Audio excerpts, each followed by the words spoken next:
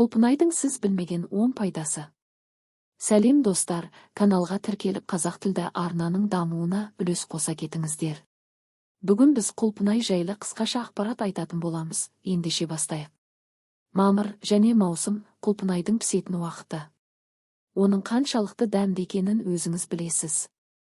Басқа артықшылықтары туралы естіп пе едіңіз? Соларға тоқталып өтейік. Құлпынай есте сақтау қабілетін жақсартады. Жақында жүргізілген зерттеулерге сәйкес, құлпынай мидың қартаю процесін баяулатады, оның функционалдық өмірін ұзартады. Бұл бізге қартайғанда да мүмкіндігінше ұзақ уақыт бойы есімізді жоғалтпауға мүмкіндік береді. Бір қызығы, құлпынайды күнде жеу қысқа мерзімді есте сақтау қабілетін жақсартатынын дәлелдейтін зерттеу де бар. Яғни есте сақтау қабілетінің нашарлауы Альцгеймер ауруының басталуына тосқауыл болады. Құлпынай көру қабілетін жақсартады. Піскен қызыл құлпынай есте сақтау қабілетіне ғана емес, көру қабілетіне де пайдалы. Көптеген зерттеулер құлпынайды күнделікті тұтынуы тордың макулярлы дегенерациясының, катарактаның, көздің құрғауының, прогрессивті соқырлықтың және жас қосылған сайын тіндердің өзгеруіне байланысты басқа да проблемалардың дамуына жол бермейтінін растайды. Жидектердің бірегей биохимиялық құрамы көру қабілетінің бұзылуына әкелетін көптеген аурулардың алдын алады. Сонымен қатар бар ауруларды прогрессивті емдеуге ықпал етеді. Құлпынай антиоксиданттарға бай. Алдымен осы антиоксиданттардың не екенін еске түсірейік. Антиоксиданттар немесе консерванттар белсенді оттегінің дене жасушаларына зиянды әсерін болдырмайтын заттар. Антиоксиданттар денені ерте қартаюдан және ауыр аурулардан қорғайды.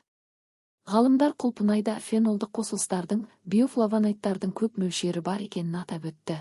Олар айқын антиоксидантты қасиеттерге ие.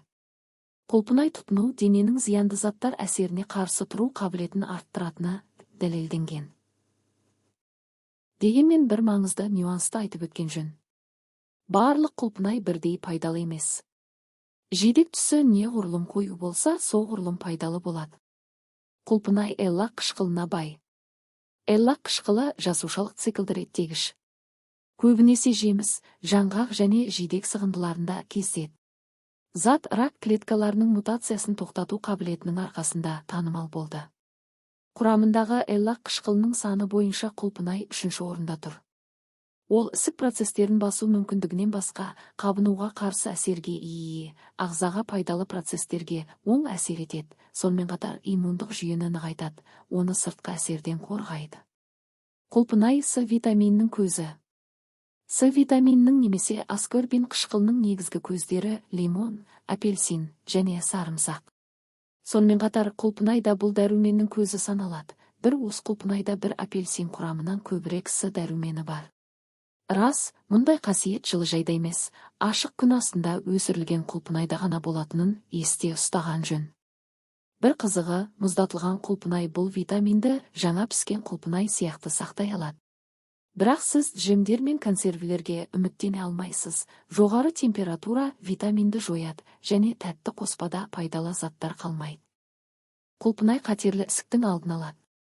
Бүгінгі күні қатерлі ісік және оның алдын алу әдістерін зерттеу үшін жыл сайын жүздеген зерттеулер жүргізіледі. Олардың кейбіреулері белгілі бір тағамдарды үнемі тұтыну қатерлі ісік ауруының даму мүмкіндігін азайтуға көмектесетінін көрсетеді. Бұл тізімге құлпынайды да тіркегені мәлім. С витаминінің, эллак қышқылының, антоцианиннің, кемферолдың және басқа да пайдалы заттардың жоғары концентрациясына байланысты бұл жидек қатерлі ісіктің кейбір түрлерінің дамуына жол бермейді. Құлпынайдың бұл қасиетін растайтын соңғы зерттеулердің ішінде Огайо университетінің онкологиялық зерттеулер орталығының жұмысы бар. Құлпынай қандағы қант деңгейін қалыпқа келтіреді. Құлпынай қант диабетімен ауыратындар жеуге болатын тәтті жидектердің бірі. Фитонутриенттердің жоғары деңгейі арқасында қандағы қант деңгейінің күрт артуына ықпал етпейді, сонымен қатар қанттың сіңуін баяулатады. Осыған байланысты ол қант диабетінің даму қаупі жоғары адамдарға да ұсынылады. Бұл жидек диабетті алдын алудың тамаша құралы болып табылады деп саналады. Құлпынай жүрекке пайдалы. Бұл қызыл жидектер көптеген жүрек қан тамырлары ауруларының пайда болу және даму қаупін төмендететіні дәлелденді. Жоғарыда айтқанымыздай, құлпынай әртүрлі дәрумендер мен антиоксиданттарға бай, бірақ бұл жағдайда магний мен калий шөгінділерінің піскен жидектердегі болуы әлдеқайда маңызды.